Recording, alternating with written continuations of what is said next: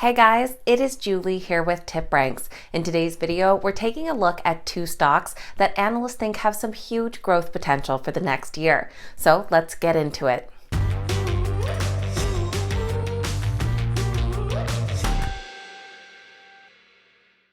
Alright guys, welcome back and thank you all so much for being here. Today we're taking a look at two companies that actually both recently came to the public market via a SPAC merger and are now trading at a discount and have analysts giving them some pretty big price targets.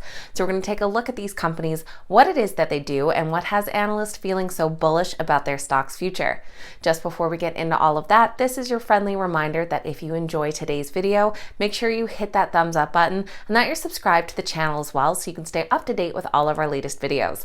All right, let's jump right into these two growth stocks, starting off with AI Incorporated. AI Incorporated trades under the ticker LIDR and is currently trading at $5.35 per share.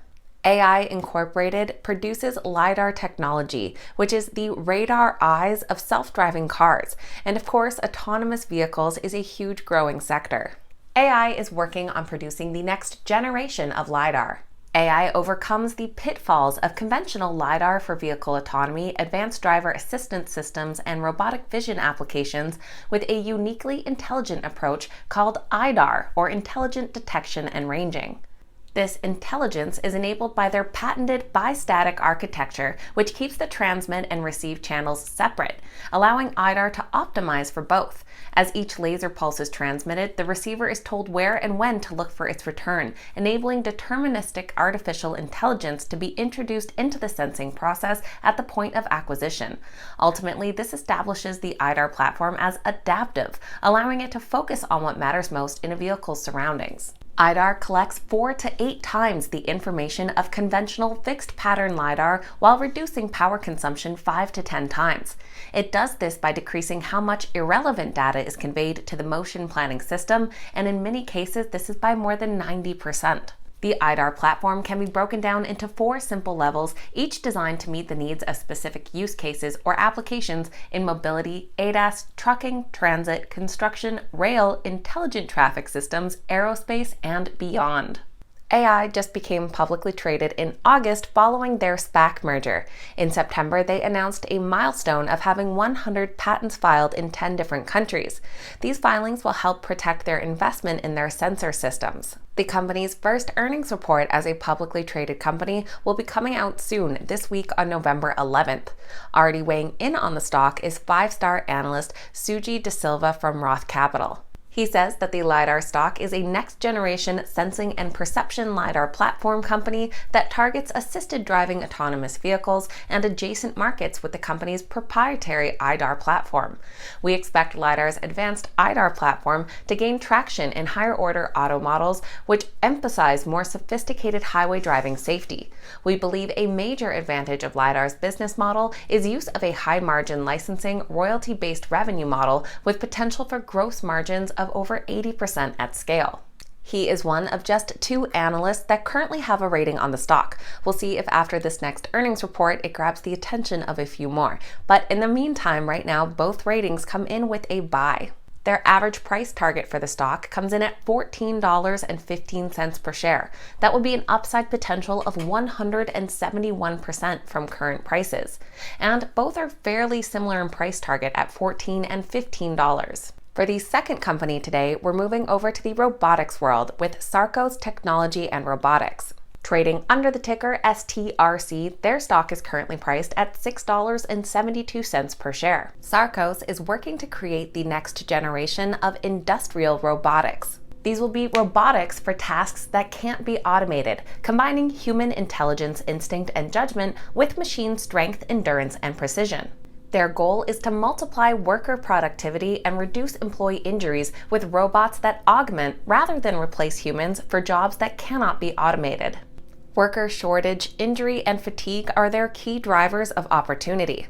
Overexertion is just one of the huge costs to current employers. There's an average $46,000 payout in worker compensation for a shoulder injury, and 63% of shoulder injuries are caused by overexertion while lifting or lowering. Their Guardian family of products combine intuitive controls, human-like dexterity, autonomous power, and teleoperation that is ideal for unstructured environments. This includes their Guardian XO, which is a full-body exoskeleton. It augments operator strength without restricting freedom of movement to boost productivity while dramatically reducing injuries. It can lift up to 200 pounds and provides the capabilities of 3 or more human workers. They also have their Guardian GT, which is a teleoperated force-multiplying robotic system that amplifies human capabilities through 1 or 2 highly dexterous arms. And if you combine those, you get their Guardian XT.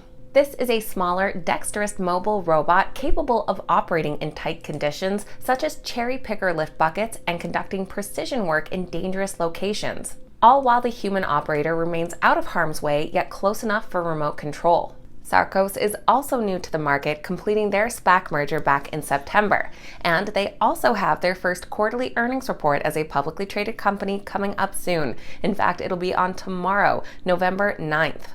Weighing in on the Sarcos stock is 5-star analyst Stephen Volkmann from Jefferies.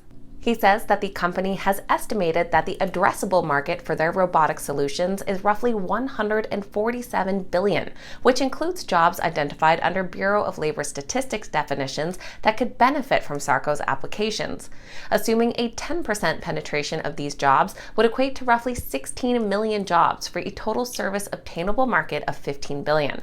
This is likely to be a conservative estimate, as it is not inclusive of the roughly 4 million labor shortage that the Bureau of Labor of Statistics has projected by the end of the decade. The company is currently projecting roughly $1.2 billion in revenues for 2025, when they expect to have more than 22,500 units in service. He is just one of 2 analysts with current ratings on the stock, and we do have 1 buy rating and 1 hold. But both the hold and the buy rating has some pretty good upside potential. The hold rating comes in with a $9 price target, which would still be upside of nearly 34%. Stephen's price target comes in at $16, which would be an upside of 138%. So there we have 2 companies, both prior SPACs, now trading underneath that $10 price point and with earnings coming up this week. So they could be good ones to keep an eye on. Of course, I always love hearing from you guys, so let me know your thoughts on these 2 companies in the comments down below. Please keep in mind these videos are never a suggestion to buy or sell any specific stock and are just meant for information and entertainment purposes.